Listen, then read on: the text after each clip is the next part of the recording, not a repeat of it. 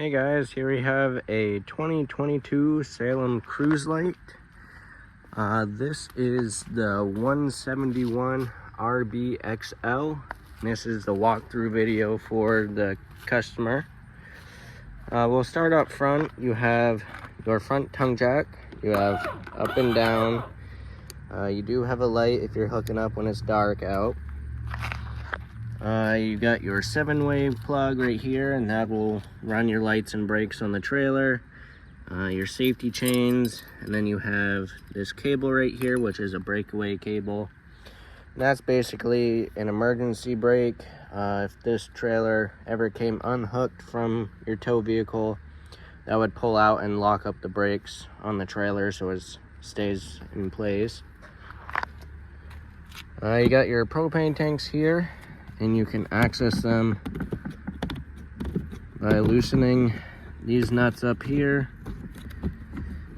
And then this cover just flips up, and then you can turn your tanks on and off.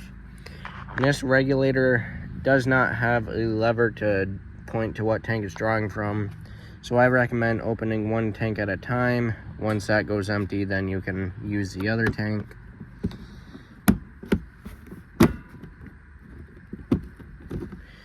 And then to get them filled, you just pull the tank off and then undo the tanks and go get them filled.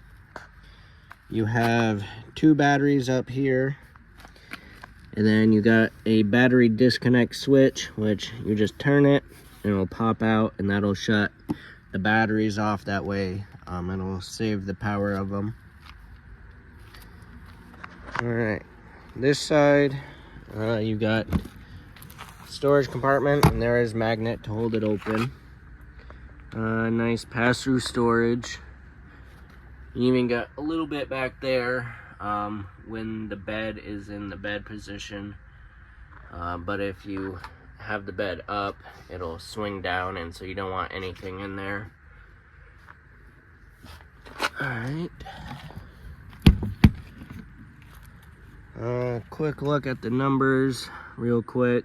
So your dry weight's 4,100 pounds, and the length is just shy of 23 feet, so a decent size.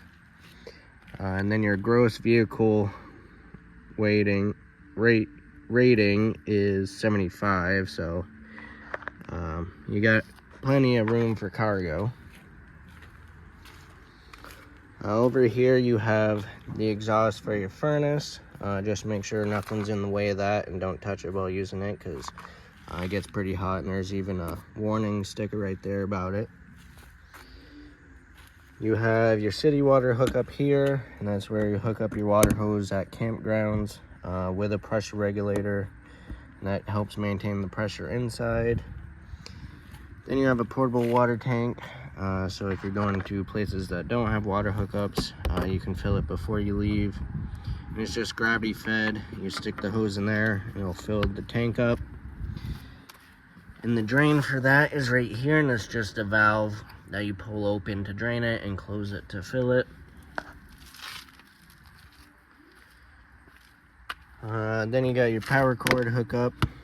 So your cord plugs in there, and then the other end will plug in to the camp power. This is a 30 amp unit. It says it right here as well. It's regular 120 volts, but it's just running off of a 30 amp breaker. And if you're at home, you can get an adapter to plug into your household outlet, and that's only going to be about 15 amps.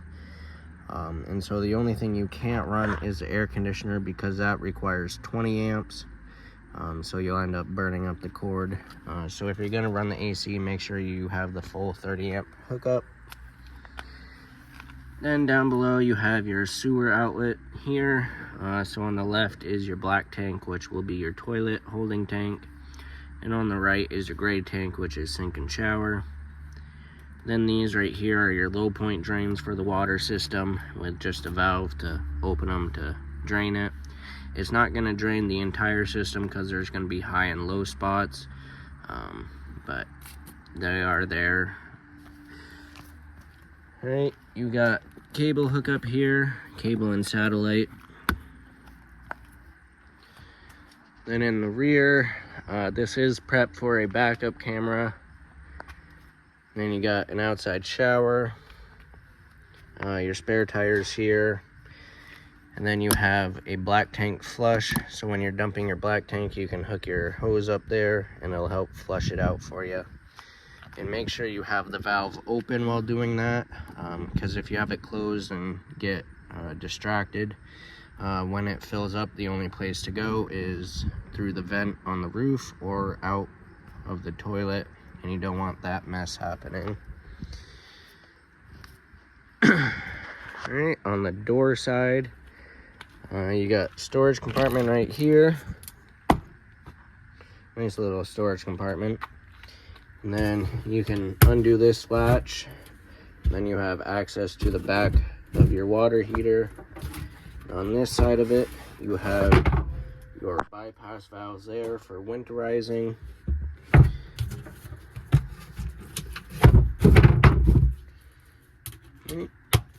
And speaking of water heater, that's right there. And this is a gas and electric water heater. For the electric, it's just a simple on-off switch. Once you're plugged in and hooked up to water, you can flip that switch and you'll start heating your water with the electric. And for gas, the switch is inside and it lights up on its own, so you don't have to come out and light a pilot. You've got a switch right here, and this will be for your rear stabilizer jacks. So you have extend and retract. And these are only made for stabilizing, so you'll have to level the unit first, back up onto blocks. Whatever side needs to go higher, you'll back up onto that side. And then once it's leveled that way and you unhook, use the front tongue jack for front to back leveling. Then you'll just hit extend and they'll go down. And once the motor winds down, there's enough pressure on it, you just let off the switch and you're all set. You got your awning, a couple outside speakers, you got outlet right here, and then you do have a spot to hook up a TV to sit out here. Then you just have the other side of the storage compartment right here, and you got a crank for the front tongue jack. If that for some reason isn't working on power, you do have a way to crank it up manually. Then you have the switch for the front jack, stabilizer jack right there. I'll go inside.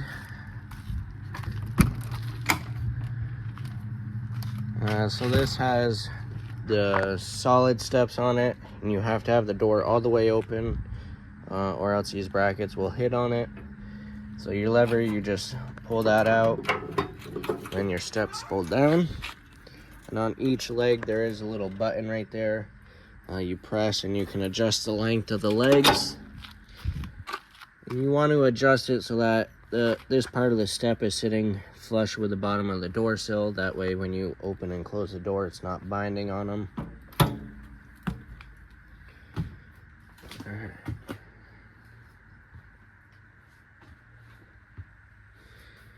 So to the left, you got your control center right here. You got a couple light switches, and these will be for outside lights. You got your water heater switch for the gas, and then you got water pump switch. If you're using the freshwater tank, you can pump water from the tank to all your faucets. Then you have your monitor panel, which will tell you how full your tanks are and how charged the battery is. Then you have the awning switch, and then this dimmer, if you just tap it, it'll turn on the ceiling lights. Then if you put your finger over it and hold it, it'll dim it or brighten them. Alright, you got this light switch here for the light above the bed. And if you don't want the bed down, get a little latch over here, you just pull, And then it lifts up. Then you got a latch here. And then there is a latch over here to lock it in place. Then you have a jackknife sofa. So you have some more seating if you need it. And then on each side you got USB ports and little closet area. You do have outlets. And there is a cushion right there. You stick right in there for an arm cushion. There is a hanging rod. Then there is a little access hole, so when the bed is down, you have access to the outlet to charge your phone. And then you have access to the front storage compartment there. And on this side, same as well. And same closet on this side. In the kitchen area, you got dual basin sink, a nice little drying rack. You do have a light above here. And you got storage up above and underneath. Then if you need more countertop space, this table lifts up. Then you got more surface area. And then down below, this is your furnace, and so that's where the heat will come out of. Then you got your 3-burner cooktop. So you got your 3-burner knobs, you got a sparker, and then this is your oven knob. You have a nice little light to light up the knobs and the oven. And before you fold this cover down after you're done cooking, you want to make sure the grate and the burners are completely cooled off. Because this is glass, and so if those are hot, it will end up shattering this. So make sure they're cooled off. Then your range hood, light and fan, microwave. Then you got the fridge. This is a 12-volt fridge, so it runs off the batteries. So right here you got this button. You can adjust the temperature. Then if you press and hold it until the lights turn off, that'll shut the fridge off completely. Nice little racks here. And then the freezer. And you got the temperature control there. The nice thing with the 12-volt fridge, they're a lot deeper, so they give you more room because they don't have the fins on the back of them. Then you got the dinette seating, and you can put the table down and make into another bed. And then you have storage underneath each bench and storage up above. And right there, that's your radio. And you do have another light here. And you do have TV hookups. They're actually right in here. So you actually run the wires through that hole. And then I think you just mount the TV somewhere up here. Then you got your thermostat. This rectangle button will control what you're running. And then you can change the temperature. And I like this one because it also gives you the temperature inside. Some of them, once you set the temperature, it'll only show you what the set temperature is, not what the temperature actually is inside. And then you have your bathroom. You got your sink. Lots of storage in this unit. So you got a little cubby there. And then you got more closet hanging space in here. And this is really big storage. Light switch here. Then you have porcelain foot flush toilet with your foot pedal right there.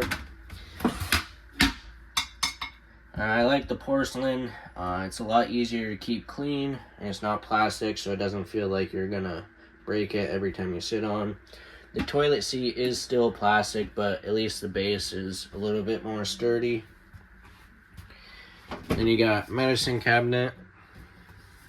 And if you close the door, you have more storage for your towels and stuff. So this unit has lots of storage, which is really nice. And then your shower, got your little travel latch, and then these just slide open. Decent sized shower, hot and cold. And then you got a nice little skylight for some extra headroom and to let in some natural light. A lot of units don't have that, and it feels kind of dark in the shower, so that makes it a lot brighter in here.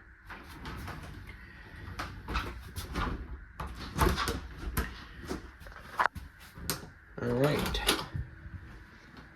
so that is everything to do with the 2022 Salem Cruise Lite. I hope you guys enjoy this unit, and I hope this video was helpful. And thank you for shopping at Mickelson RV.